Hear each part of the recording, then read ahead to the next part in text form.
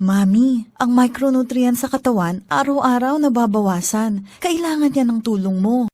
You should know that kung 4 out of 5 ng kids kulang sa iron, 1 out of 5 ng kids kapos sa zinc, 7 out of 10 lack vitamin C.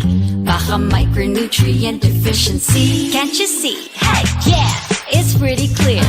Kung siya'y sakitin, kung tatamlay-tamlay, walang ganang kumain. Hey, walang lakas o sign ng sigla, laging pagod like all the time.